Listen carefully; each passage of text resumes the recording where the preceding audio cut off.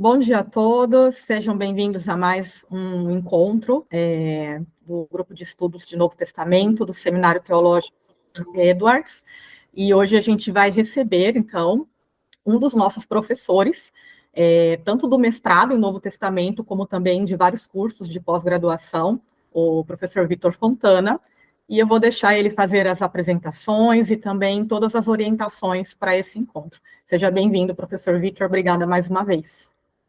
Sou eu quem agradece. Eu queria, gente, explicar um pouquinho. Queria explicar um pouquinho do que é essa aula, do que eu combinei com o Jairo, porque de fato é uma coisa um pouquinho diferente. Coisa de mais ou menos um mês atrás, um pouquinho mais do que um mês, a gente percebeu lá no nosso grupo, lá no Gnóstico, que existem ainda algumas coisas que ficam claras para a gente no campo de estudos bíblicos ao longo do tempo, mas que no começo da caminhada é um pouco confuso. Então, por exemplo, diferenciar em estudos do Novo Testamento o que é teologia e o que não é teologia. E dizer que uma boa parte do campo não é teologia, às vezes provoca um certo desconforto, uma certa surpresa. E isso muitas vezes advém da falta de familiaridade com o que tem sido pesquisado na atualidade dentro do campo. Quando você fala campo Novo Testamento, que tipo de pesquisa que os acadêmicos fazem? Qual é a atividade que eles estão se ocupando? Qual é o campo de interesse? O que esse pessoal está fazendo dentro do gabinete da universidade? O que esse pessoal faz quando ninguém está olhando? Tá? Essa falta de familiaridade se deve, por sua vez, a uma exigência muito parca, muito baixa, de interação com os periódicos acadêmicos da área. As pessoas vão para o seminário e saem do seminário achando que JBL é caixinha de som. Tá? Então, o que acontece? Esse erro você não vai mais cometer aqui. Tá? A ideia é que esse erro você não cometa mais. Então, meu objetivo hoje é apresentar os maiores periódicos da área, os maiores jornais acadêmicos da área de Novo Testamento, de estudos bíblicos, tá? Ou pelo menos alguns dos principais, a gente não vai ver todos, tá? Apresentá-los, mostrar um pouco de como eles funcionam, para que vocês fiquem mais familiarizados com o que é o campo, tá? A ideia é mostrar para vocês como o campo funciona, quais são as principais publicações, publicações, inclusive, que vocês vão, volta e meia, olhar nas notas de rodapé dos livros mais técnicos de vocês. Se vocês quiserem, quando vocês pegam um livro um pouco mais técnico, como que você sabe que um livro de estudos bíblicos é mais técnico? Quando você abre ele no começo e tem uma lista de abreviações, e nessa lista de abreviações, existem abreviações que dizem respeito a fontes primárias, ou seja, documentos do mundo antigo, que o cara não vai escrever o nome do documento por extenso toda vez durante o livro, certo? Então tem lá abreviações, e dentre essas abreviações você vai ter também, não apenas as fontes primárias, mas abreviações de periódicos, jornais de estudos bíblicos, revistas acadêmicas, que vão aparecer nas notas de rodapé pelas suas abreviações. Então, as revistas que eu vou apresentar aqui são revistas que um leitor atento da bibliografia que vocês já tiveram nos cursos de pós-graduação ou do mestrado aqui no Jonathan Edwards, vocês já tiveram algum contato. Só que vocês tiveram contato vendo a nota de rodapé. E, de repente, a nota de rodapé passou batido. E aquela abreviação da nota de rodapé você nem sabia o que era. Porque nem sempre a gente começa o livro olhando as abreviações no começo, é o tipo de página que a gente pula, geralmente. E é normal. Tá? Então, hoje, a gente tem como objetivo essa apresentação do mundo acadêmico de estudos bíblicos, em especial com foco no Novo Testamento, que é a, que é a pesquisa básica do que a gente tem feito aqui no Gnóstico, é o grupo de interesse da maior parte de vocês, tá? Para isso eu preciso apresentar para vocês, e aí quem já conhece vai ter que, eu vou ter que pedir perdão para quem acha que isso é banal, mas pelo menos está revendo aí um conteúdo, certo? Então, a primeira coisa que eu queria apresentar para vocês é isso daqui, ó. Vamos compartilhar uma tela.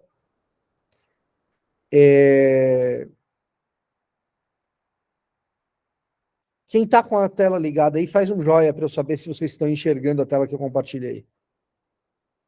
Ótimo. Tá saindo aí, beleza. Tá ótimo. Beleza. Então é o seguinte. Primeira coisa que você precisa conhecer é isso daqui. Society of Biblical Literature. Ao ano de fundação, 1880. Então, fundado em 1880, para fomentar a academia bíblica, os estudos bíblicos, tá? Os estudos acadêmicos na área bíblica. Toda vez que no ambiente mais técnico você olhar a expressão estudos bíblicos em inglês, pode ser que você esteja lendo Biblical Studies ou Biblical Scholarship, como está aqui no topo da página do site da Society of Biblical Literature. Estudos bíblicos no ambiente técnico não se trata de ir dar um estudo bíblico na sua igreja. Estudos bíblicos no ambiente técnico é uma área do conhecimento. Tá? E a primeira coisa que você precisa ser apresentada é a SBL. Tá? A Sociedade de Literatura Bíblica, a SBL, produz o principal periódico acadêmico da nossa área, que é o JBL. Esse jornal que está na frente de vocês é o Journal of Biblical Literature. Tá? Ele é antiquíssimo, certo? Ele existe desde a fundação da sociedade, ok? Ou seja, tem mais de 140 anos aí, certo? São mais de 140 anos, e é o principal periódico que nós temos. O que seria ideal para você, que é um estudante do Novo Testamento? Todo bimestre, quando sai a nova edição do JBL, ler o índice. Não precisa ler o JBL inteiro, mas ler o índice. Por que ler o índice? Para você saber o que tem sido publicado recentemente na tua área de estudo, no principal acadêmico, no principal periódico que existe da tua área de estudo. Então, saiu a última edição. Quem são os autores? O que eles têm pesquisado? Quais são os temas? Pô, tem um outro interessante. Será que eu consigo ler o resuminho ali? O abstract, né, que a gente chama, mas aquele resuminho do que é o artigo. Isso deveria ser uma prática sua de cotidiano, a partir de hoje. Todo bimestre lançou uma edição nova do JBL, vamos ver o que esses caras estão dizendo. Pô, tem coisa que eu não vou nem entender do que se trata. Tem coisas que às vezes eu bato o olho, não entendo do que se trata, só de ler o título, às vezes nem de ler o abstract, eu sei exatamente do que se trata. E por que isso? Porque é da natureza dos estudos acadêmicos, que áreas específicas têm os seus códigos específicos, e o Jornal de Literatura Bíblica vai ter gente estudando tudo que diz respeito ao texto bíblico, de cabo a rabo. E nem sempre isso vai ser teologia. Nem sempre isso será teologia. Então, eu queria mostrar aqui para vocês um pouquinho do que se trata o JBL, tá? Então, anota aí. SBL e JBL já são duas coisas que você precisa anotar. Essas coisas existem. Você, a priori, não terá acesso aos artigos, porque são pagos e é muito caro, tá? Então, a priori, você não tem acesso aos artigos. Entretanto, conhecendo os nomes dos autores desses artigos, você pode requisitar para esses autores, se você tiver interesse. Você pode pegar o e-mail deles e mandar um e-mail: olha, me interessei na tua pesquisa, mas eu não tenho acesso ao artigo tal que foi publicado na revista tal. Você poderia me mandar um manuscrito? Cara, uma boa parte desses autores é super aberto a fazer esse tipo de coisa, tá?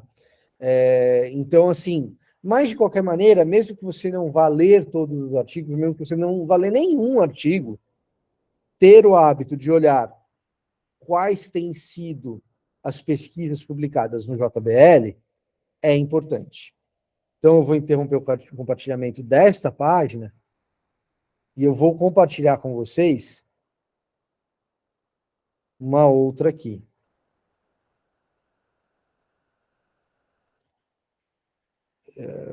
Vamos ver aqui.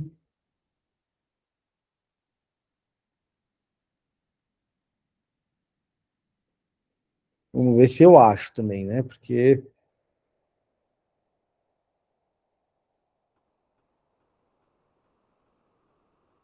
Bom, se eu não estou achando, eu vou já abrir outro. Eu vou já abrir uma outra guia com isso.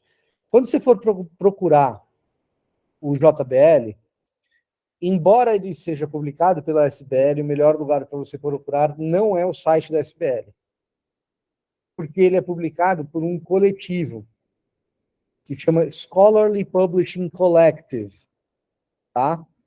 E eu vou pegar aqui.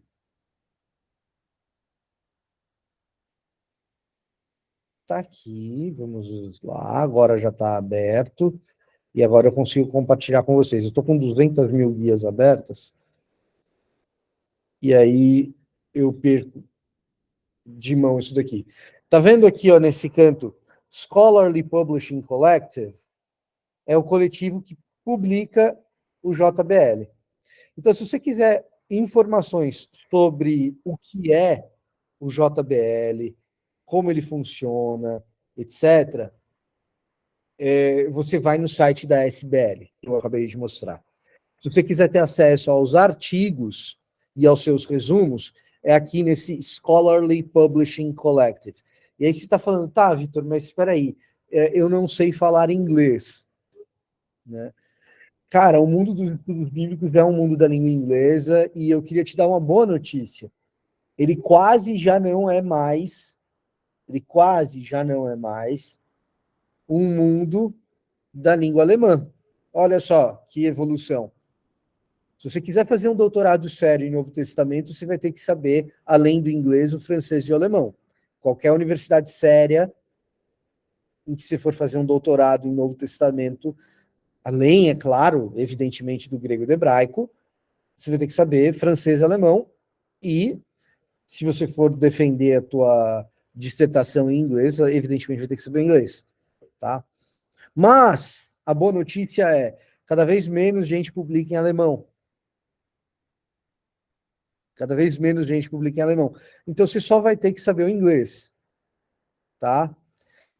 Leandro, depois eu vou enviar todos esses links, inclusive eu vou enviar para vocês isso daqui agora no chat, que são 3 jornais acadêmicos alemães que eu não vou tratar aqui hoje, mas são os 3 principais. Então, para quem quiser se aventurar com o alemão, tem esses 3 jornais acadêmicos aqui.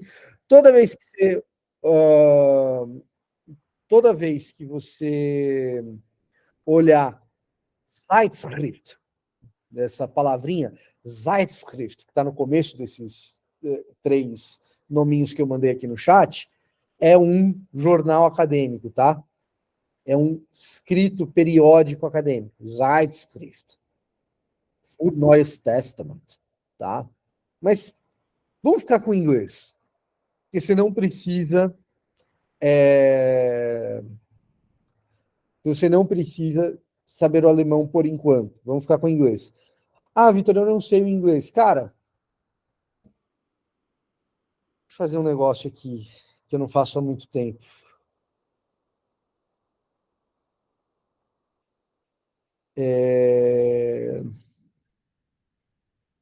Existem ferramentas aqui de traduzir páginas, sabe? Então, eu já nem sei mais como faz isso. Mas que tem no Google, tem. No Chrome. Mas então, você pode fazer o quê? Você pode traduzir a página pelo Google Chrome. E ler na tua língua. Ler em português. Mas correr atrás do inglês é importante, tá? Falando um pouquinho do JBL, eu estou aqui na última edição, volume 142. O issue a edição, é a segunda edição desse ano, ou seja, são 4 edições do volume 142 que corresponde ao ano de 2023, tá? Quando você for pela BNT informar na sua bibliografia de um trabalho que você usou um artigo de um jornal como esse, você tem que informar, né?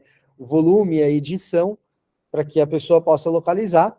Então, você sabe que no ano de 2023, o JBL publica 4 edições, e o volume do ano de 2023 é o volume de 142, é o volume 142, porque o JBL tem 142 anos, tá? Então, explicando isso rapidinho, isso vale para a maior parte das literaturas acadêmicas. Vamos dar uma olhada nessa edição corrente, que essa é a última, que foi publicada agora em junho, quais têm sido os tipos de pesquisa que o pessoal tem feito, tá? What is not but might be. Aquilo que não é, mas pode ser. A desnarração como elemento narrativo, como recurso narrativo na Bíblia hebraica. Já começamos por um artigo que não é de teologia. É um artigo sobre literatura. É um artigo sobre recursos estilísticos. Ah, vai implicar na maneira como a gente lê a Bíblia e depois no jeito da gente fazer teologia. Você percebe que estudos, nesse caso aqui é Antigo Testamento, é Hebrew Bible, né? A Bíblia hebraica, Antigo Testamento, nesse caso aqui é Antigo Testamento, mas você percebe como o mundo da pesquisa de estudos bíblicos não se restringe à teologia, e aqui a gente já começou com algo que não é um estudo de teologia, é um estudo de recursos estilísticos dentro da língua hebraica. Isso é linguística, basicamente. Tá? O segundo que a gente tem aqui, ó. There is a tide in the affairs of women. The biology of menstruation in Levitical and Israelite thought. O que o cara está falando aqui? O que esse autor está querendo dizer aqui? Existe uma maré nas questões da mulher. A biologia da menstruação no pensamento de Levítico e também israelita. Vai implicar em teologia? Vai. Mas, a princípio, o cara só está querendo explicar como o autor de Levítico e como os israelitas pensavam a respeito da menstruação. Isso vai intercalar, inclusive, com teologia, porque o autor de Levítico ele é um teólogo por excelência. Tá? Mas, a princípio, esse artigo poderia ser publicado num journal de história do mundo antigo. História do pensamento. Não é necessariamente teologia aqui.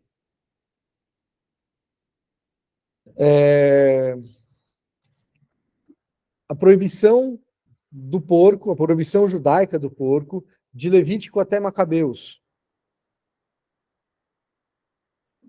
De novo, história da recepção. Aqui a gente já vai ter um pouquinho mais de teologia. A raiz de Efraim entre Amaleque e o canto de Débora. Aqui a gente já tem um pouquinho mais de exegese e talvez um pouquinho de teologia. Tá? Uma coisa que você vai reparar, toda vez que você pegar um índice do JBL para ler, é o seguinte: o JBL tradicionalmente se organiza de modo canônico.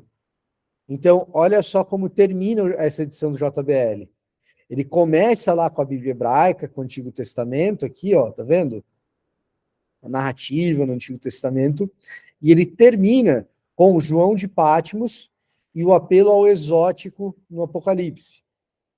Não, ou melhor, e o apelo de um Apocalipse exótico. Então aqui a gente vai tratar claramente do livro de Apocalipse. Antes disso, a gente trata de Judas, e o JBL sempre vai se organizar dessa maneira. Tá?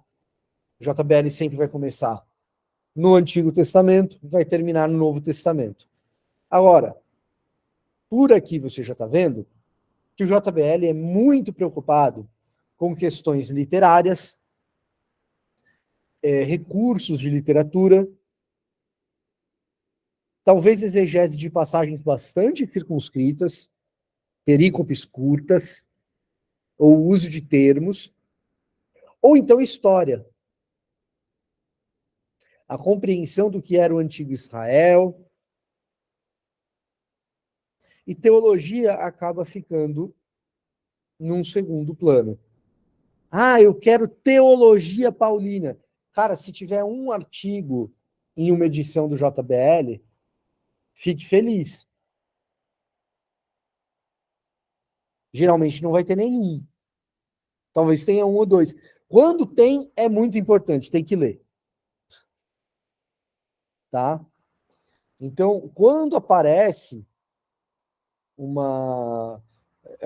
artigo sobre teologia paulina, pô, é um artigo sobre teologia paulina no principal periódico da área, então tem que ler. Tá? Mas muitas vezes, como é o caso agora dessa edição específica, não tem nenhum. E tá tudo bem, não ter nenhum. Por quê?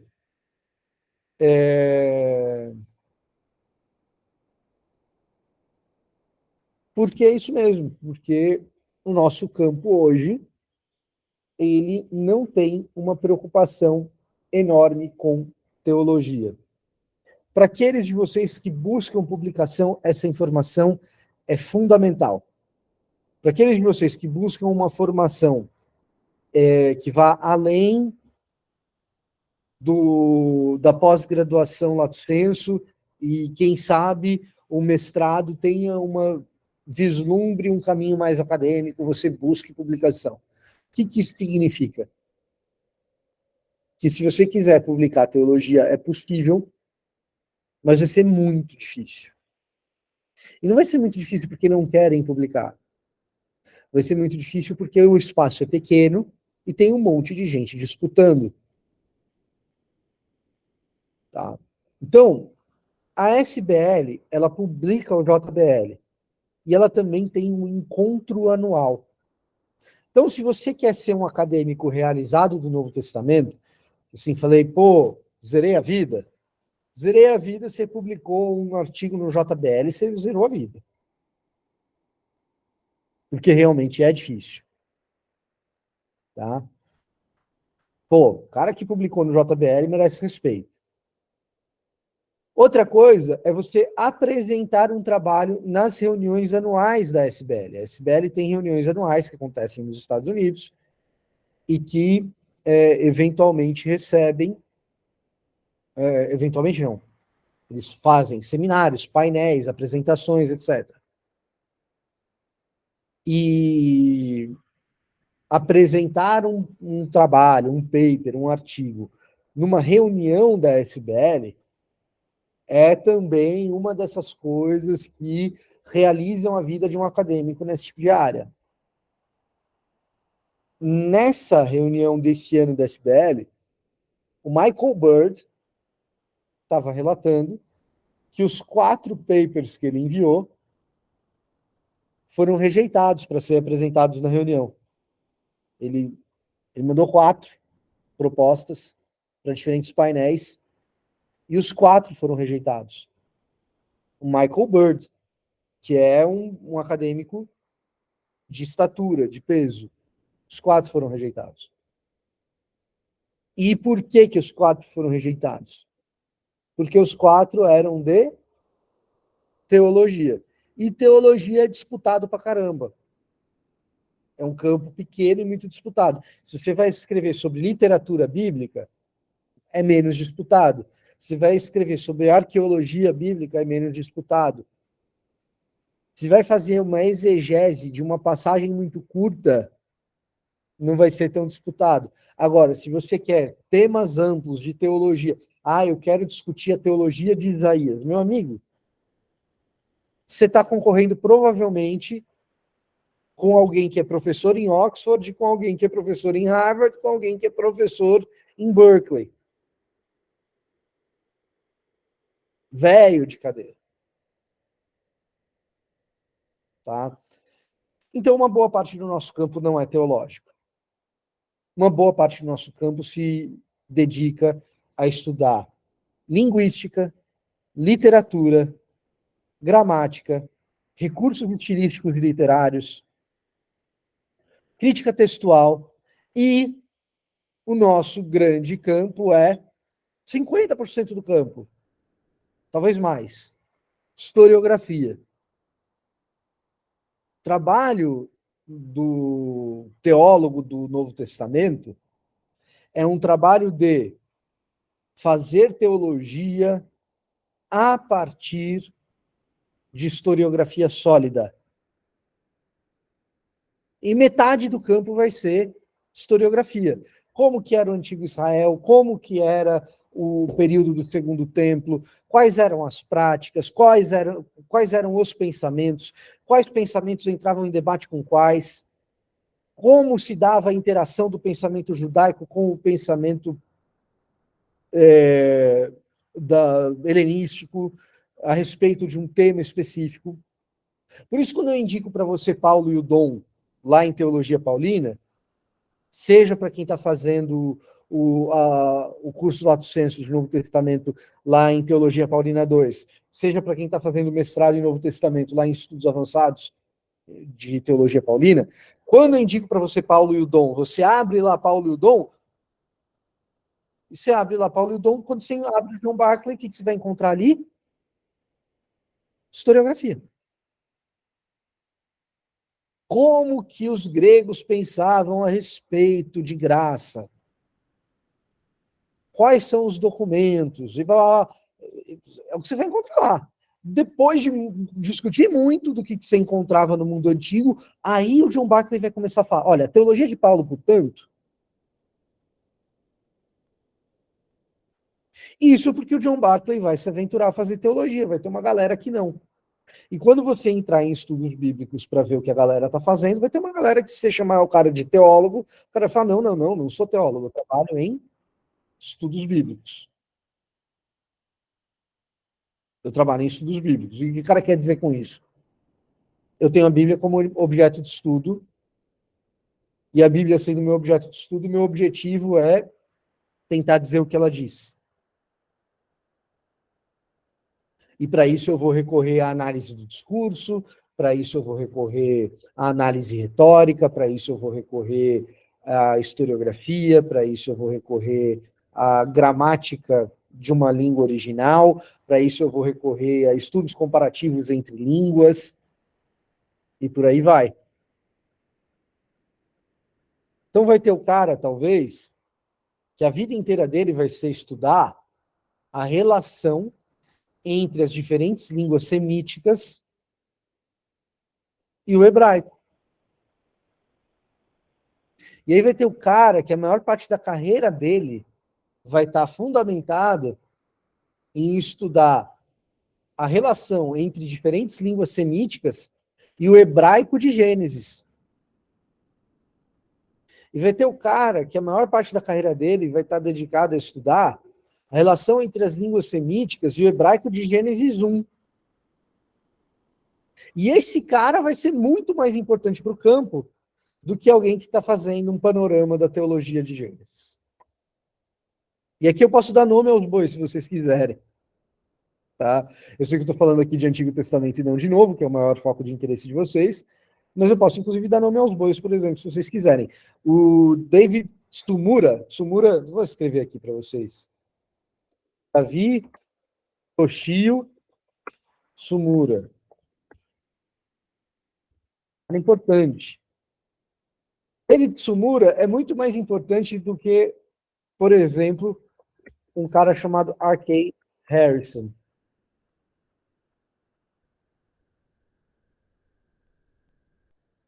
O que o R.K. Harrison faz? Putz, a teologia de Gênesis e tal.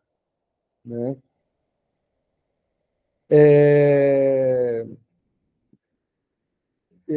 Já vou te responder, Israel. Vou te responder daqui a pouco. Tá? O R.K. Harrison vai te dar a teologia de Gênesis e tudo mais. O que o Davi Toshio Tsumura está estudando? Davi Toshio Tsumura está estudando, lá em Gênesis 1, o que significa dizer torro vavorro, sem forma e vazia. E o que torro vavorro tem a ver com as outras línguas das regiões próximas? Será que torro é um cognato de Tahom? E Tahom, por sua vez, tem a ver com Tiamat? E se essas três coisas estão relacionadas, será que Gênesis é um caos camp? Em outras palavras, será que esse sem forma e vazia, na verdade, está fazendo referência às mitologias de luta contra o caos comuns da Mesopotâmia e ao norte de Israel? A historinha lá de Baal, deus das tempestades, vencendo o monstro marinho, e assim o mundo começa. Será que torro, de torro vavorro, tem a ver com Tahom, que tem a ver com Tiamat? E aí, os estudos do Davi Toshio Tsumura são extremamente importantes para quem está querendo entender cosmogonias do Antigo Oriente, em especial a cosmogonia da Bíblia Hebraica, ou uma das cosmogonias da Bíblia Hebraica, que a gente sabe que existem no mínimo 3. Então, veja só, uma parte de você ser um estudioso bíblico compreende você entender essas nuances. E compreender essas nuances traz um perigo. Isso vai vir com o tempo. Você não vai compreender essas nuances depois dessa aula. Você vai ter ferramentas para compreender essas nuances no fim da aula. Se você pegar todo o bimestre e começar a ler cada um dos resumos do JBL, aí você vai começar a pegar a manha de entender o que está sendo estudado. Mas o fim dessa aula, não. Tá? Mas o que acontece? Eu devo fazer esse alerta para você. Começar a entender esse campo pode te deixar uma pessoa arrogante. Não fique. Entenda que você entendeu o campo e que a sua tarefa é fazer com que outras pessoas entendam o campo. Por que pode transformar você numa pessoa arrogante? Porque quando você entende o campo, você vai começar a perceber que muitas discussões que a gente vê por aí são fúteis. É de gente que não gastou o tempo que você gastou para entender o campo, para entender o que está sendo discutido de verdade. Vou dar o exemplo que eu estou dando do Davi Toshio Tsumura lá em Gênesis 1. O povo quer saber se é literal ou se não é. Se é metafórico ou se não é. O povo quer brigar por causa de Tiranossauro Rex vegano ou carnívoro. Aí vai lá, no inteligência limitada e tudo mais. Você pode olhar para isso de cima para baixo. E falar assim, pô, esse pessoal não entendeu nada. Nem é isso que está sendo discutido. Você pode. Espiritualmente eu não recomendo. É uma postura que a Bíblia condena. Então não adianta nada você ser um estudioso da Bíblia nas coisas básicas que a Bíblia condena você se encontrar com o padre, entendeu? Mas é um risco que você corre. Você pode se tornar um arrogante. Ou você pode olhar para essa discussão e falar assim, cara, será que aquilo que eu sei que o David Sumura está discutindo pode ajudar a elucidar um pouco dessa discussão e torná-la menos tóxica?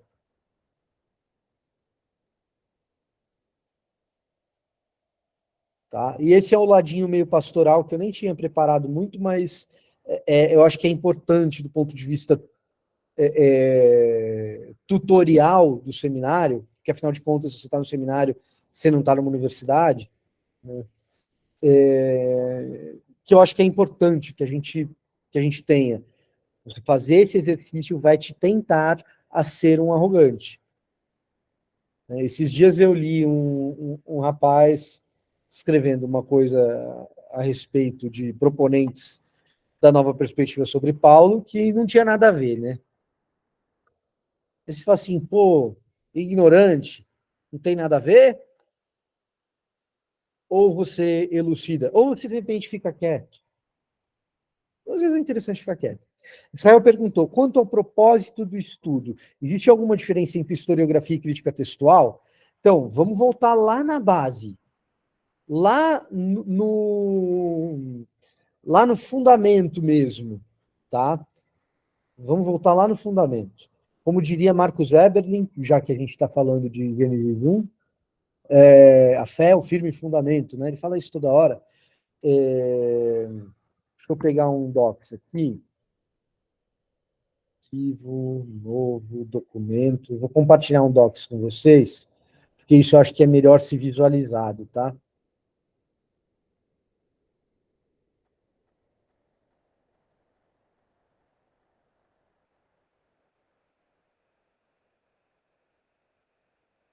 Tá compartilhando a minha tela, meu doc, tá aqui. Então é o seguinte, cara, vamos lá. Estudos críticos. Quando você for estudar Bíblia academicamente, automaticamente você se tornou um crítico da Bíblia.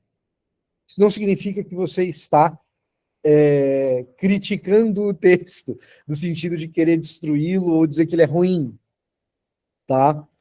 A partir do momento em que você pegou a Bíblia e trouxe para dentro da universidade e vai estudar a Bíblia com as ferramentas da universidade, você se tornou um crítico bíblico.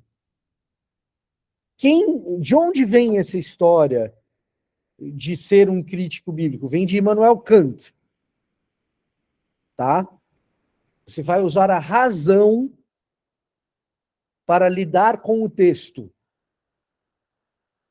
Crítica da razão prática, crítica da razão pura. Herança kantiana que a gente tem aqui, tá? Dentro dos estudos críticos, existem várias críticas. Existe a crítica textual, que foi aqui mencionada. Existe a crítica da fonte ou das fontes. Existe a crítica da forma descontinuada. Por que foi descontinuada? Porque não tem mais. Existe. É igual quem quer comprar Monza, não tem mais Monza, foi descontinuado, não está mais na linha de produção. Mas já foi feito, crítica da forma, tá? Você vai ter crítica da redação. Você vai ter crítica ou críticas literárias, tem várias. Tá? Tudo isso daqui é um pedacinho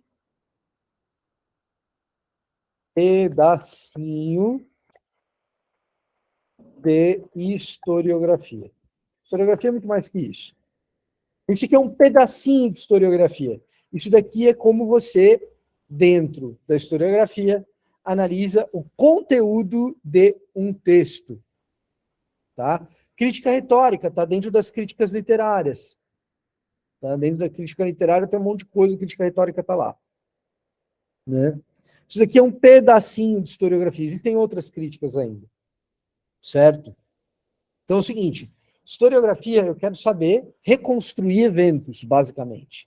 Explicar como eventos aconteceram, como o processo histórico se deu, como uma coisa virou outra ao longo da história, como um regime virou outro regime, o que aconteceu para um evento ter acontecido, o que as pessoas pensavam para que acontecesse de uma determinada maneira. Uma parte muito pequenininha disso, tá? Uma parte muito pequenininha disso é você analisar o conteúdo de um documento.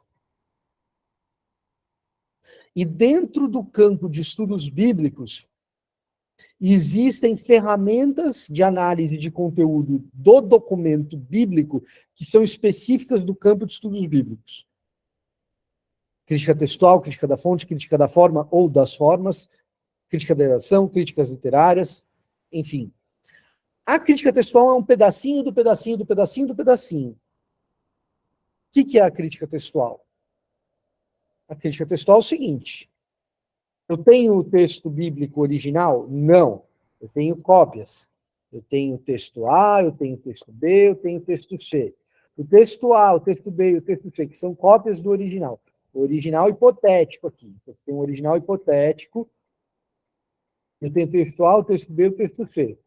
Que são cópias desse original hipotético aqui que eu não conheço. Não tenho, não chegou até mim. Texto autógrafo, que a gente chama. Não chegou até mim. Eu tenho texto A, texto B, texto C. Texto A e o texto B e o texto C são iguaizinhos? Não, eles são diferentes. E onde eles são diferentes, a gente encontra variantes textuais. O que a crítica textual vai fazer? Encontrar qual variante textual é a mais plausível de estar próxima do original hipotético ou do autógrafo. Tá? Então, isso é crítica textual. Crítica textual, eu estou tentando resgatar qual é o texto autógrafo. O que é historiografia? Historiografia é eu tentando resgatar o que aconteceu.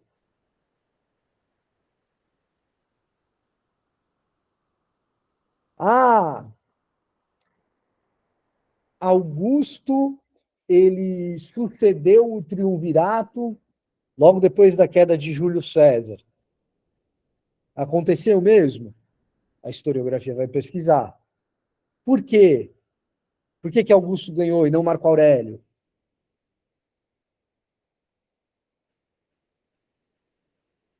Marco Antônio, desculpa. Por que Augusto e não Marco Antônio? Ou Brutus? A historiografia vai pesquisar. A historiografia é um campo amplo pra caramba.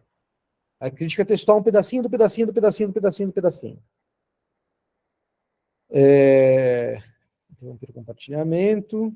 Dito isso, esse pedacinho é um pedacinho importante. Por quê? Porque a gente precisa do texto. Tá?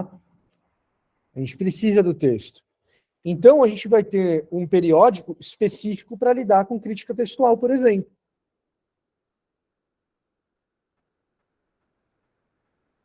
Se nós somos estudiosos do texto bíblico, a gente tem que lidar com o texto bíblico no que a gente imagina que pode ter sido a sua forma original. Deixa eu fazer uma brincadeira aqui com você. Acho que, assim, para muita gente... Não faltou falar do R.K. Harrison. O R.K. Harrison não é importante. Tá? Só o que eu quis mostrar é que o R.K. Harrison, ele é um cara que estuda Gênesis de maneira mais ampla, e ele é útil para a gente entender Gênesis, porque ele resume as coisas e tal. Mas o cara que está preocupado com teologia de maneira mais ampla, muitas vezes ele é menos importante do cara que estuda algo muito específico, que é o caso do Tsumura. Tá? Haveria como indicar uma bibliografia para aprofundamento nesses fundamentos historiográficos? Eu posso pensar nisso depois, Israel. Mas assim, cara, o lance é o seguinte. Qual que é o drama de um acadêmico do Novo Testamento? O drama é que é exigido de você uma base teórica de alguém que fez uma faculdade de história sem você ter feito uma faculdade de história. Esse que é o ponto. Quer uma, quer uma bibliografia que dá um pouco disso? O livro da Thomas Nelson, Novo Testamento e o Povo de Deus, do N.T. Wright, a primeira metade dele é metodologia. Ali você vai ter a metodologia de uma historiografia possível, que é o realismo crítico, que bebe na fonte do Ben F. Meyer, que, por sua vez, bebe na fonte de um camarada chamado Bernard Lonergan. Tá? O Lonergan tem um livro traduzido para o português, chamado Método em Teologia. Então, se você quiser ler Método em Teologia do Lonergan, você vai ter uma boa relação entre historiografia e teologia ali no Lonergan. Agora, método historiográfico mesmo, acho que talvez o Novo Testamento e o Povo de Deus do N.T. Wright seja um bom começo. Tá? Vou fazer uma brincadeira aqui. Crítica textual. Tá? Crítica textual. Esse aqui é o principal jornal de crítica textual que você vai ter. Então, é o TC, a Journal of Biblical Textual Criticism, que ele vai fazer justamente isso, comparar manuscritos. Deixa eu dar um zoom aqui. Cadê o TC? Tá aqui. Dá um zoom aqui para ficar um pouco mais fácil de olhar. Né? Basicamente, ele está comparando manuscritos específicos. Por quê? Porque é isso que isso que a crítica textual faz. Ela pega vários manuscritos que são parecidos, que são da mesma passagem bíblica, né? E ele vai ver, olha, tem variantes textuais aqui, o que é mais próximo do texto original. Vamos voltar na minha brincadeira pastoral da arrogância lá? Vamos voltar lá naquela história? Recentemente teve uma briga danada sobre inerrância bíblica na internet. Vocês devem ter visto. Ah, porque inerrância, e vai ter outras. Tá? Ah, porque inerrância, porque inerrância, porque inerrância, porque inerrância. Se perguntar para mim se eu acho que o texto é verdade, eu vou falar, claro. Se fala, a Bíblia fala a verdade, eu vou dizer sim. Você vai perguntar para mim, a Bíblia erra? Eu vou falar não. Se você perguntar para mim, a Bíblia contém erros? E aí eu vou falar, olha, depende do que você está querendo dizer com erro, né? Mas não, a Bíblia não tem erros, tá? É claro que se a pessoa, a rigor, está falando assim, não, erro gramatical, eu vou falar, bom, a gramática de Tiago não é das melhores, tá? Mas, não, obviamente, não é isso que a pessoa está perguntando quando ela está querendo dizer a Bíblia tem erro, certo? Só que é o seguinte, cara, inerrância não é só isso. Inerrância é uma articulação do século XIX e do século XX, longa, tem uma declaração de Chicago sobre inerrância. E a declaração de Chicago sobre inerrância, por exemplo, ela vai precisar delimitar inerrância de que texto? Inerrância de qual texto? Do texto traduzido para o inglês? Do texto traduzido para o português? Evidentemente não. É do texto grego e do texto hebraico. Tá, beleza, do texto grego e do texto hebraico. Qual texto grego e qual texto hebraico? Se eu não tenho os autógrafos.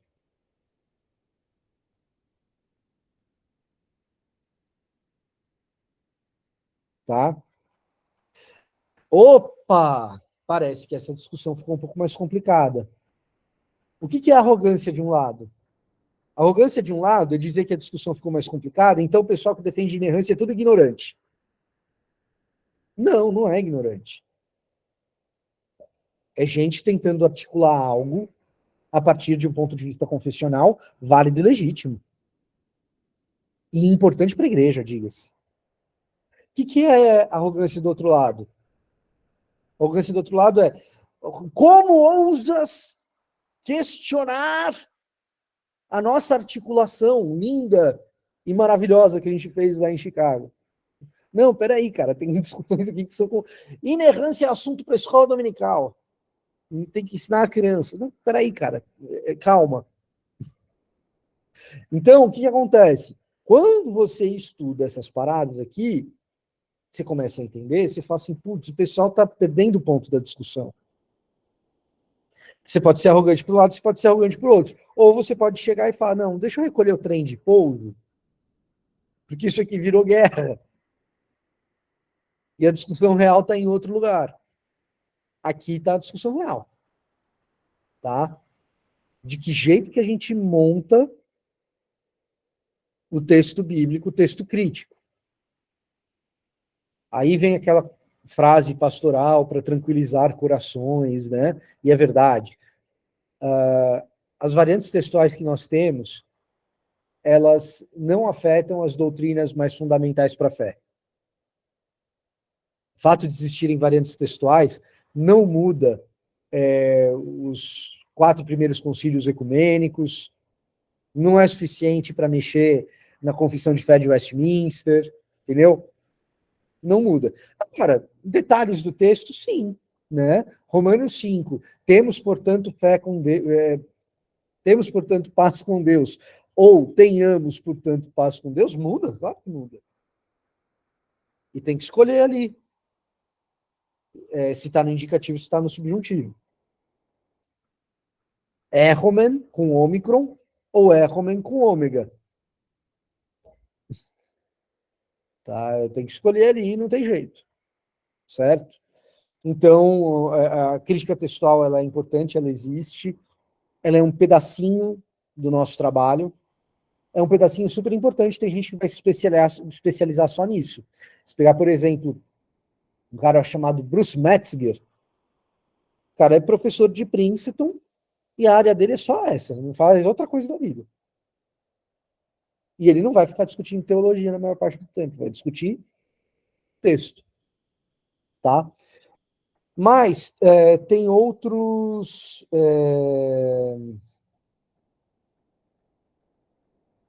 Sim, Gabriel, sim. Esse texto do Carr sobre o que é a história é um texto fundamental, sim. Tá? Bom, eu apresentei a SBL, eu apresentei o JBL, então para você JBL já não é mais caixinha de som, isso para mim já é um avanço. Tá? Nenhum aluno deveria sair do seminário achando que JBL é caixa de som. A menos que ele seja do louvor da igreja dele. Aí pode.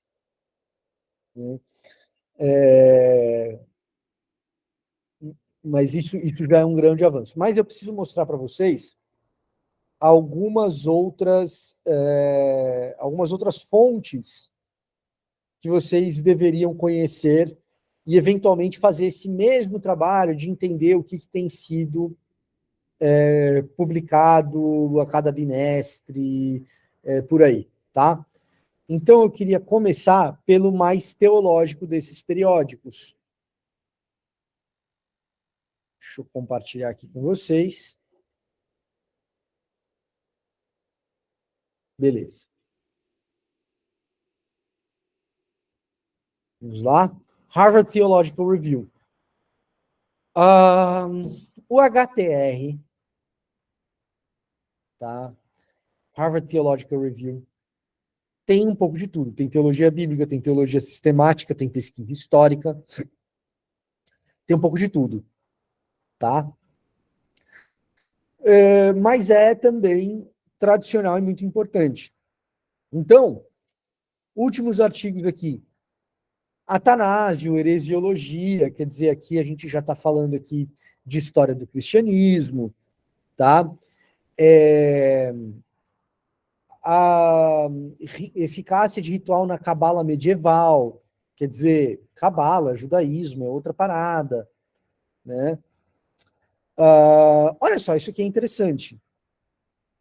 Moses Stuart, que é um acadêmico, e a secularização não intencional dos estudos bíblicos americanos, né, nos Estados Unidos.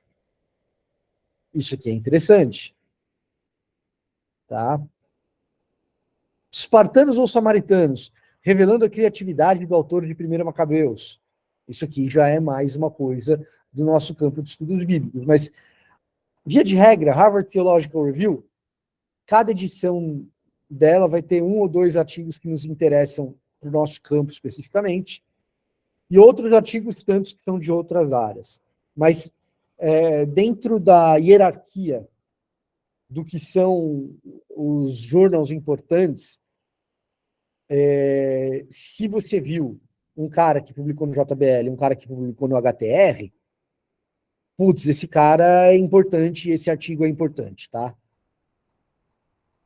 Existem estudos bíblicos sobre por que existem essas variações textuais? Sim, existem. O que levou à troca de letras, pelo exemplo citado, ômega por ômicron, ou ômicron por ômega, a gente não sabe, tá? Sim, existem. Tem um livrinho que é do Bruce Metzger, inclusive, que é um comentário, ele não tem em português, tá? Mas e é só para o Novo Testamento, não tem para a Bíblia Hebraica, não tem para o Antigo Testamento, tá? Mas que vale a pena ter esse livrinho do Bruce Metzger, como uma referência, não como uma voz autoritativa, não como se ele fosse a palavra final sobre algo, ele é só uma referência, mas que é o comentário sobre o texto crítico, tá? Então, você vai lá e ele tem a mesma carinha que tem o Novo Testamento grego, é a mesma carinha de Bíblia velha, tá? Mas quer ver? Eu vou pegar aqui o nome certinho, vou botar um link aqui. Peraí, Amazon, R, Bruce Metzger.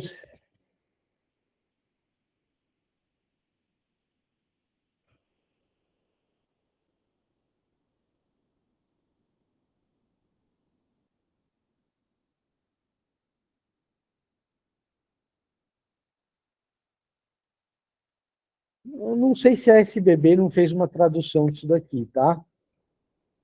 Pode ser que sim. A gente tem que ver.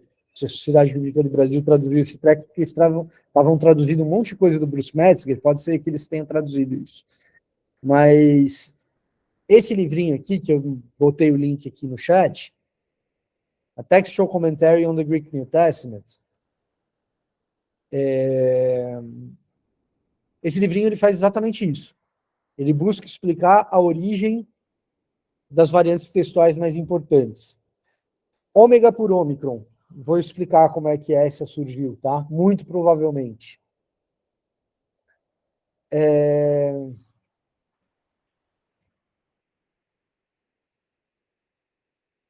Eu vou fazer um ditado, vocês vão escrever aí no bloco de notas de vocês que eu pedi para vocês abrirem ou na mão. Precisei ir ao concerto. Ditei para vocês. Escreve aí. Precisei ir ao concerto. Quantos de vocês escreveram concerto com S?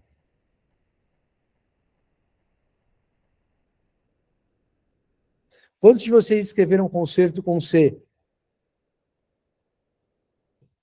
Pois era com S, tá? Porque era o concerto do meu carro. Eu precisei. Concerto musical a gente vai porque a gente quer, não porque a gente precisa. Quer dizer, tem gente que precisa de música para sobreviver. Tudo bem. Agora, imagina alguém ditando texto bíblico para um monte de gente escrevendo, copiando, para gerar cópias mais rápido. Aí o cara falou Erroman. É com ômicron ou com ômega, professor? Tiveram uns que escreveram com ômicron, outros com ômega, e aí surge uma variante textual. Tá?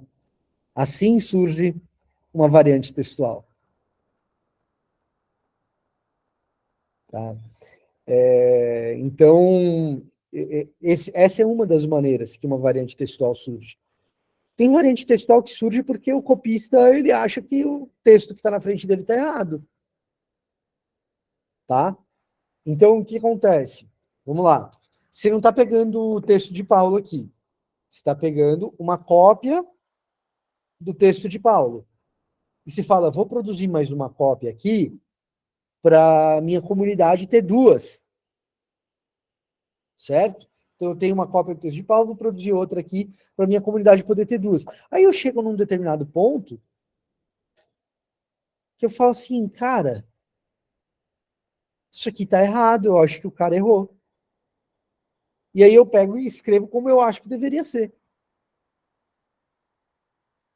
E se o cara estava certo? Eu acabei de produzir o quê? Uma variante textual. E tem umas que são assim. O cara fala, não é possível que seja isso aqui mesmo. E ele produz uma variante textual. Tá? Então, existem várias maneiras de variantes textuais serem produzidas. Existem, sim, estudos que especulam como elas aconteceram. Sempre tem uma dose grande de especulação para que isso aconteça. Mas, sim, existem. Tá? E existem as variantes fonéticas, como é o caso dessa que eu citei, do Erroman, né? Temos ou tenhamos, né? Erro é o verbo ter, essa terminação, omen, é característica de primeira pessoa do plural, né? Uma declinação típica de primeira pessoa do plural. Agora, com ômicron ou com ômega, aí vai mudar, vai variar o modo, né? O ômega é uma marca do subjuntivo, né? Então, enfim, mudam as declinações aí. HTR é isso. Nem sempre vai ter o que a gente precisa no Harvard Theological Review. Na verdade, assim, de estudo do Novo Testamento, a cada edição vai ter um ou dois, mas é uma publicação importante. Você viu o HTR, você sabe que o cara que escreveu aquele treco é um cara importante. E que aquilo que ele escreveu vai ser debatido. O cara pode até estar errado, muitas vezes está, mas vai demandar vai demandar debate, etc. HTR é um paper importante, tá? É um jornal importante. Vamos compartilhar mais um aqui. Journal for the Study of the New Testament. Ah, olha só que legal aqui. Vou pegar o primeiro artigo aqui. The Spirit of Jesus in Acts 16:7. An ethnographic reading. Então, o Espírito de Jesus em Atos 16:7. Uma leitura etnográfica. O que é isso aqui? Isso aqui é antropologia. Isso é um estudo crítico antropológico. Tá? Uma leitura etnográfica. O que esse cara vai fazer muito provavelmente? Eu não conheço o Danny Christopher, e não li o abstract desse paper, que é uma coisa que a gente pode fazer, né? A gente pode pegar, a gente não tem acesso ao artigo, mas a gente tem acesso ao resumo, né? Então, vamos lá. O Espírito de Jesus é uma expressão incomum, encontrada apenas em Atos 16:7. É um rapax legomena, né? A maioria dos estudiosos presume que é uma variante descritiva de Espírito Santo sem nenhum significado, sem nenhuma significância especial. Juntando o insight de estudos etnográficos, antropologia, sobre possessão espiritual, esse artigo busca reverter essa presunção. Então, o que é isso? O que é isso? Isso é antropologia aplicada a estudos bíblicos, basicamente. Tá? Basicamente, essa é a ideia. É o que o cara vai fazer. Vai ter implicações teológicas? Vai. Mas olha o tamanho da amplitude desse campo. Olha o tamanho da amplitude desse campo. Você tem um cara trabalhando com antropologia, aqui. A gente estava vendo outro cara trabalhando com linguística. A gente está vendo outro cara trabalhando com crítica textual. A gente viu outra pessoa trabalhando com história da recepção. A proibição do porco ao longo dos anos, sabe? Tipo, história da recepção. Como que as pessoas pensavam sobre a proibição do porco ao longo do tempo, ao longo da história. É um campo amplo para caramba. Então, quando a gente fala de estudos bíblicos, por isso que é muito difícil a gente definir exatamente o que são estudos bíblicos, e o jeito mais fácil da gente falar é, tudo que estuda a Bíblia, academicamente, é estudos bíblicos. Pode partir de um referencial antropológico, como é o caso desse artigo aqui, pode partir de um referencial de literatura, de estudos literários, pode ser crítica retórica, é um campo amplo para burro. E por isso, estudos bíblicos e teologia bíblica é diferente. Teologia bíblica está preocupado especificamente com a teologia que o texto produz. Que é sempre um exercício posterior, a posteriori. Eu posso pegar e acreditar no artigo do Danny Christopher. Vamos dizer que a leitura que ele fez do Espírito de Jesus, à luz dos estudos etnográficos de possessão de espíritos, seja convincente. Tá. O que isso diz para a teologia lucana? Aí é um trabalho do teólogo. Aí vira teologia bíblica. É uma etapa metodológica posterior. E aí eu vou falar, tá, e o que isso tem a ver com o Espírito de Deus em outras passagens do Novo Testamento? E aí eu vou pensar numa teologia bíblica do Espírito. Aí é teologia bíblica. Mas antes disso já era estudos bíblicos, entendeu? Era um passo anterior, metodologicamente falando. E na maior parte do tempo a gente está ocupado em estudos bíblicos com esses passos anteriores à teologia. Tá? Mas aí você já anotou Journal for the New Testament Studies. Vai ter muita coisa nele que para a gente é importante. Tá?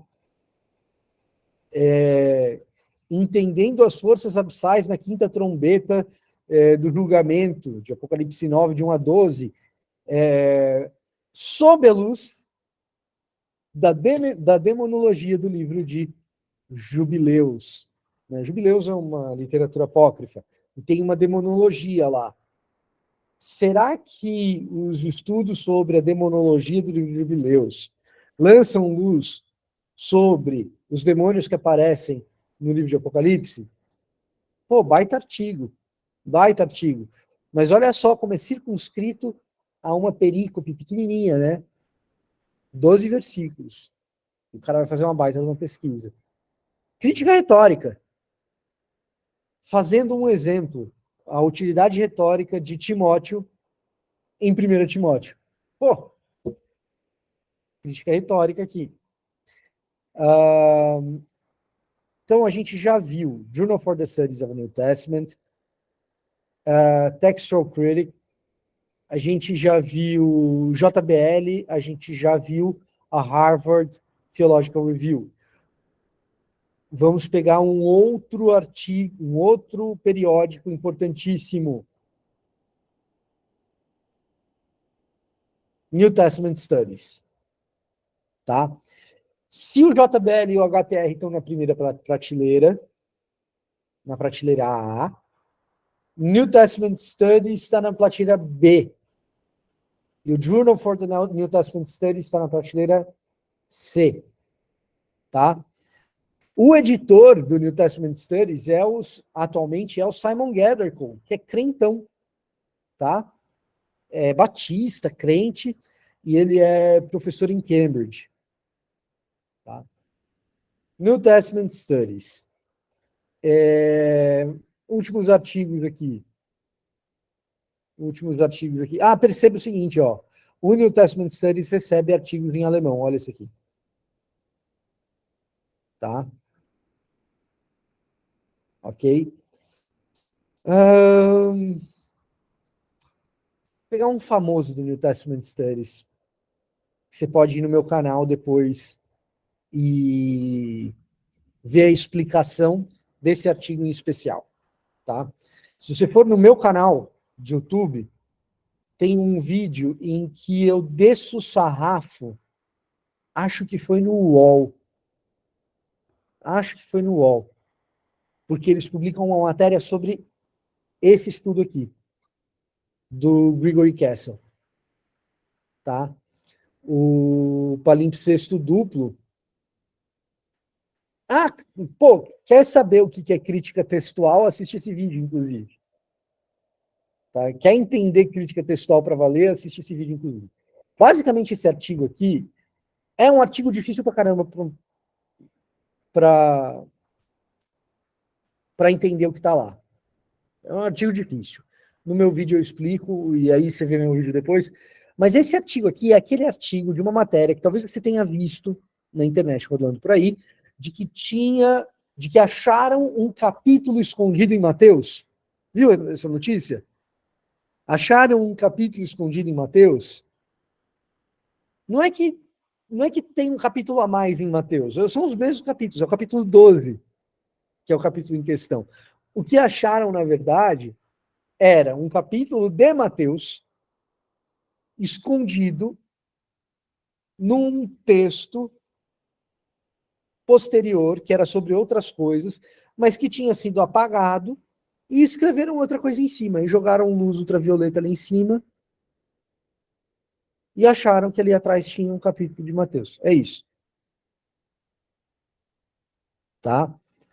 Então aqui se tem um cara, olha, de novo, olha como o campo é amplo. Aqui se tem um outro maluco que ele está estudando o quê? Ele está estudando como algumas páginas são apagadas e tem gente que vai depois escreve em cima e ele está levando esse treco para o laboratório e descobrindo que estava escrito por trás. E isso é estudos bíblicos. Tem nada a ver com teologia.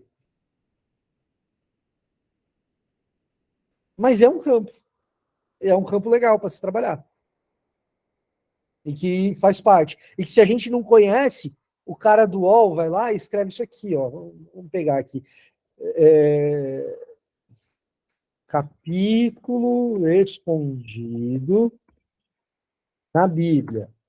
E a gente vai jogar em notícias aqui. E eu vou compartilhar essa guia. Olha aí, ó. Como os cientistas acharam um capítulo oculto da Bíblia e o que diz o trecho. Bom, o que diz o trecho é Mateus 12, tá? Na tua Bíblia. Tá? Não tem nada de extraordinário. Antigo capítulo oculto da Bíblia, descoberta graças ao estudo com luz ultravioleta. Portal G7. Mas tá aí, ó, o Globo, o UOL Notícias. Se você é uma pessoa se você é uma pessoa que desconhece completamente estudos bíblicos, você sai do Jonathan Edwards com um mestrado em Novo Testamento ou uma pós-lato sensu em Novo Testamento, não vai acontecer porque eu sou professor de vocês. Nossa, isso foi bem arrogante. Mas de fato, a minha preocupação é que você não saia dessa forma. Né? Mas você sai sem conseguir dar respostas competentes a essas coisas que às vezes aparecem na mídia. Você tem o título, mas não tem a resposta, sabe? Não, você abriu a matéria, você leu, você viu lá o nome Gregory Castle, aí você digitou Gregory Castle no Google, e você descobriu, tá no New Testament Studies, essa revista eu conheço. Aí você vai ler o artigo dele, você pode não entender. É difícil, o artigo dele é difícil, tá? O artigo dele é difícil. Mas, você bateu de cara no New Testament Study, viu um negócio que você não entendeu?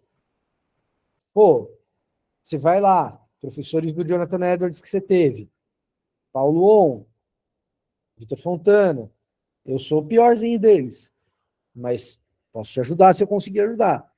Né? Pega os professores de Novo Testamento e fala, olha, tem esse artigo aqui no New Testament Study e eu não entendi. O que é?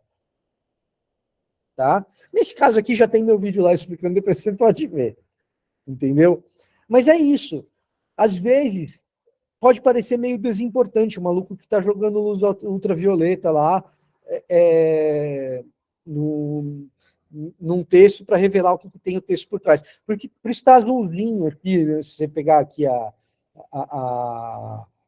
fotinha aqui do texto, está azulzinho, porque a luz em cima do texto revela a tinta que tinha atrás, né?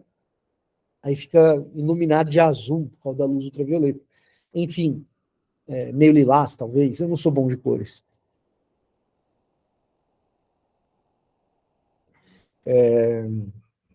Então, assim, um negócio que a priori parece desimportante, rapidinho aparece na mídia, e para a gente lidar, é uma questão de fazer um pouquinho de pesquisa. Né? Pô, estudo científico, quem foi o cientista? Ah, o Gregory Castle, beleza. Onde que o Gregory Castle publicou? Ah, publicou no New Testament Studies? Opa, é da minha área, consigo resolver esse negócio. Vamos lá. Né? Vamos lá. Diria que é quase impossível entender a tecnologia do NT fora dos apócrifos, mas é polêmico. Verdade, Júnior, e olha só, verdade isso, e, cara, a maioria dos artigos vai encontrar algum tipo de polêmica para lidar. E aí eu recomendo para você as pesquisas de um brasileiro chamado Lucas Nascimento. O Lucas, ele estuda a polêmica na retórica. E aí a gente, lendo o Lucas, dá para entender por que gostam de publicar artigo polêmico. Mas isso é outra história. Tá? Isabela Loureiro. Isa, sim, os artigos, eles são pagos, tá? Os periódicos, eles são pagos. Eventualmente, alguns desses periódicos disponibilizam, por edição, 2 ou 3 artigos que sejam abertos. E o restante fechado. Mas os resumos, os abstracts, são sempre abertos. E a ideia aqui é a gente se familiarizar. Então, familiarizar, só ler o abstract é suficiente. Agora, se tem um campo de pesquisa que é interessante para a tua área específica, nossa, eu preciso para a minha área específica, conversa com o autor. Muitas vezes ele disponibiliza o manuscrito para você. Às vezes ele vai falar, não posso fazer nada. Aí, quando ele falar, não posso fazer nada, cara, existem comunidades de gente que tem acesso a esses artigos porque estuda na universidade, que está fazendo doutorado e tal, que o cara se dedica a disponibilizar o artigo, sabe? Então, o que acontece? Você não consegue o artigo com o autor, mas você é um pesquisador independente, sério. Você não está querendo fazer pirataria. Você está querendo fazer pesquisa independente. E aí você chega e você faz parte de uma comunidade. No Facebook tem algumas. Você faz parte de uma comunidade que tem um monte de pesquisador ao redor do mundo. Alguns são independentes, outros não. O cara está em Oxford, o cara está em Princeton, o cara está em Exeter. Né? E aí você fala, olha, eu tenho interesse no artigo tal, alguém tem acesso? O cara disponibiliza para você. Porque a ideia dos jornais terem um valor tão elevado como eles têm, e é muito alto o valor de cada edição, não é que o pesquisador independente ou o aluno compre o jornal, a revista acadêmica ou o artigo. A ideia é que a instituição acadêmica faça essa compra para a biblioteca. Tá? E disponibilize isso para todos os pesquisadores. Então, instituições acadêmicas que possuem um curso de doutorado, geralmente são aquelas que vão investir na compra dos direitos desses periódicos. E isso vai ficar no banco de dados da biblioteca, e todos os pesquisadores daquela instituição, daquela grande universidade, vão ter acesso àquele artigo. Tá? Como que eu como pesquisador independente, professor aqui do Jonathan Edwards, como que alunos fazem? Você entra numa comunidade acadêmica e aquele pesquisador de uma grande universidade, da Universidade de Chicago, da Universidade de Leeds, da Inglaterra, ele vai olhar para você como um aluno de iniciação científica. E por isso ele vai disponibilizar o artigo para você. Tá? Basicamente é assim que a gente trabalha. Tá? Outra coisa, busque professores que estejam nesses lugares, existem brasileiros nesses lugares, né? Eu posso mencionar Marcelo Boccato é um cara desse. Tá? Busque professores que estão nesses lugares que têm essa disposição de compartilhar esse tipo de material, que tem acesso. Tá? Eu queria apresentar ainda pelo menos dois, não, pelo menos dois outros journals importantes, tá? Que você precisa conhecer. Precisa saber que existem. Early Christianity. Ele é um periódico de história, tá? Ele é um periódico de história. E história do início do cristianismo. Certo? Muitas vezes você não vai encontrar a nossa disciplina retratada como Novo Testamento. Você vai ver a nossa disciplina relatada como Origens do Cristianismo. Só que você vai ter acadêmicos de Novo Testamento comandando Origens do Cristianismo, que pode ser Early Christianity ou Christian Origins. Tá? Um excelente exemplo aqui é o Jörg Frey, tá? Ou Jorge Frey, que é um dos editores da Early Christianity. O Jörg Frey é teólogo do Novo Testamento. Ele é da nossa área. Universidade de Zurich, né? Então, assim, às vezes a gente vai ter que olhar para os periódicos de história. Esse é um periódico de história, tá, gente? Mas que tem gente do Novo Testamento atuando, certo? Então, esse é um. E o outro que eu queria compartilhar, e o último, na mesma toada, é o Journal of Early Christian Studies, tá? Que ele pertence à North American Patristics Society.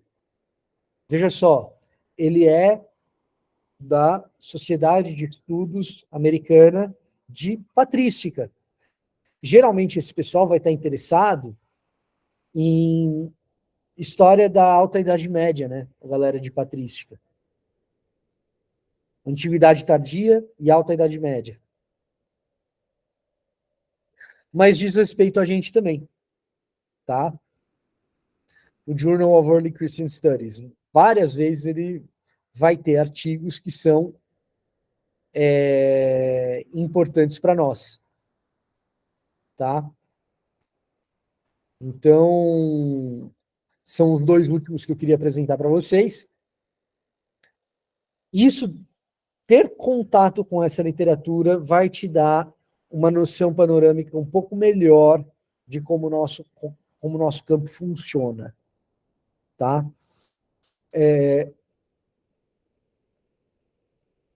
Eu gostaria, por exemplo, de ver, num trabalho de conclusão de curso de Novo Testamento, artigos acadêmicos desse tipo de periódico. Pô, na área que eu estou pesquisando, teve algum artigo publicado no JBL? Pô, isso é importante, cara. Na minha área de pesquisa, teve algum artigo importante que saiu na New Testament Studies? Pô, isso é importante, tá? Então, assim, esse era o intuito dessa aula, apresentar para vocês quais são os principais periódicos, tá? Eu já estou caminhando para o final. Estou procurando aqui o link do vídeo que eu falei. Eu vou postar aqui, porque pediram, tá? Última coisa que eu queria deixar para vocês é o seguinte.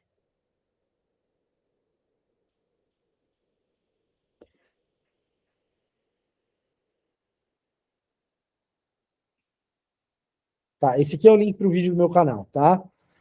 O Gabriel Ramos perguntou, o livro do Hurtado, O Senhor Jesus Cristo, se encaixa nessa categoria, certo? Early Christianity. Sim, o livro do Hurtado se encaixa nessa categoria. Os livros técnicos do N.T. Wright se encaixam nessa categoria. Os livros técnicos do Richard Bauckham se enquadram nessa categoria. O Jesus Histórico, os livros de Jesus Histórico do James Dunn. O povo vive falando, quando que vai ser lançado o próximo do James Dunn, não sei o quê? Se encaixa nessa categoria. Paulo e o Dom, do John Barclay, se encaixa nessa categoria. Por quê? Porque Early Christianity e estudos do Novo Testamento é meio que a mesma coisa. Tá? É meio que o mesmo campo. Tá? Eu queria terminar, só para a gente se sentir tranquilo aqui, explicando como funciona a publicação. Tá? Cada um desses jornais tem um guia de envio de artigos. Você pode enviar lá, tentar a sorte. É um mecanismo de publicação. Quando o cara recebe, o avaliador não sabe de quem é aquele texto. E ele avalia. Algumas dessas publicações exigem que você tenha doutorado, outras não. Tá? E vai ter uma avaliação cega daquilo que você vai escrever. E se o seu artigo for interessante, depois dessa avaliação cega, muito provavelmente você vai receber um e-mail pedindo adequações. E faz adequações e é publicado. O nome disso é peer reviewing, ou revisão de pares. Tá? Geralmente o teu texto vai passar por pelo menos 2 pares, e uma vez revisados e aprovados, é meio que um vestibular. Às vezes você foi reprovado não é porque não atendeu o critério, foi reprovado porque tinha outros melhores para entrar.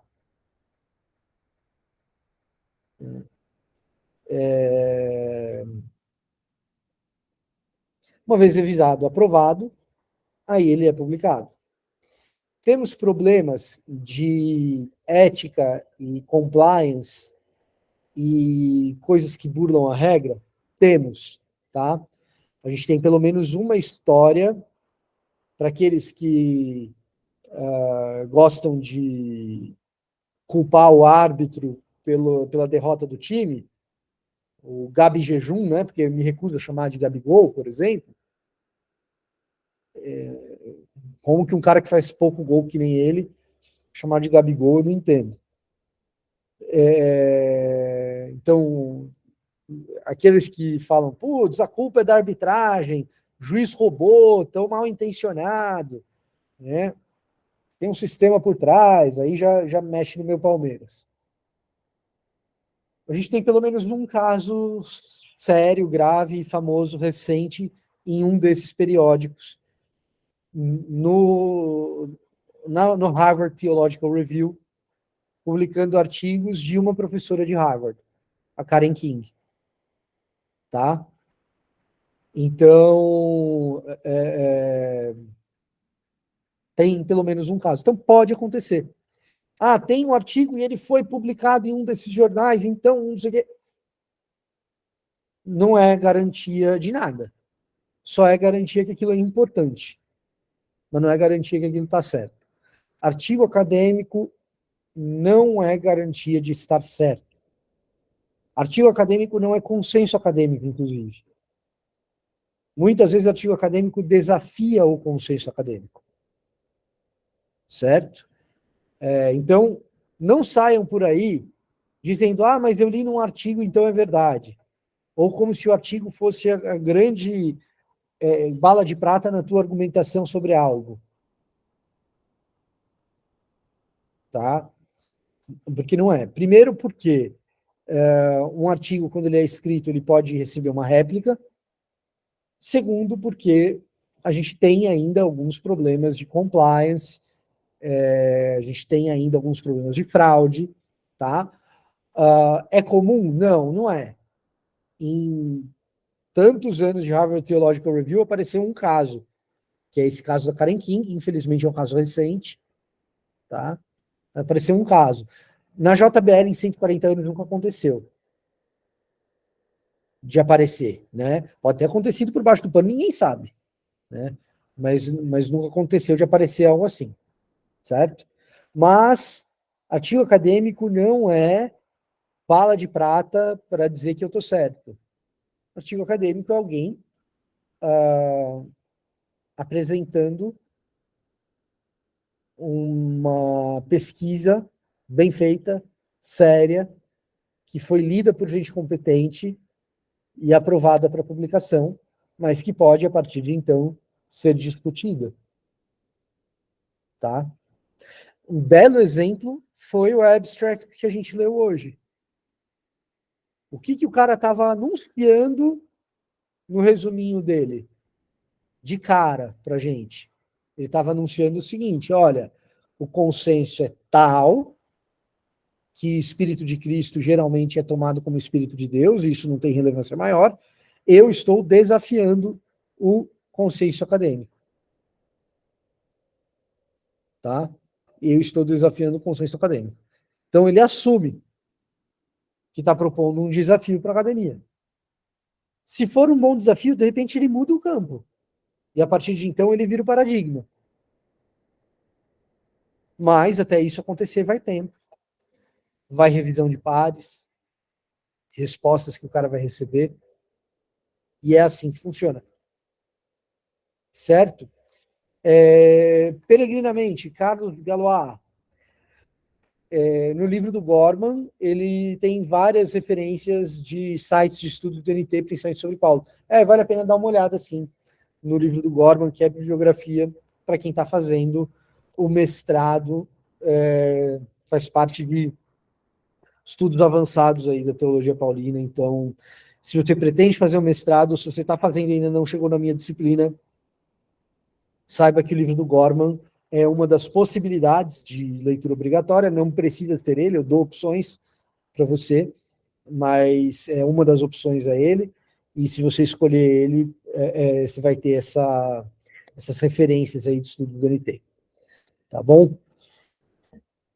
Da minha parte era isso, não sei se a Cíntia ainda está por aí, ou se tem outra pessoa acompanhando, tá? Mas da minha parte era isso. Eu espero que agora vocês estejam equipados, pelo menos para saber onde procurar. Quero saber o que é pesquisa acadêmica. Putz, olha nesses lugares que você vai ter uma boa noção de quem está fazendo pesquisa, o que é pesquisa acadêmica, tá bom? Vitor, obrigada por esse tempo, né? Obrigada a todos que participaram também.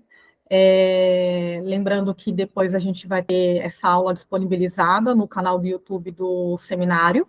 Então, para quem perdeu, aí vai ficar acessível. E é isso. Então, se você não tiver mais alguma coisa para acrescentar, a gente interrompe aqui a gravação e o encontro.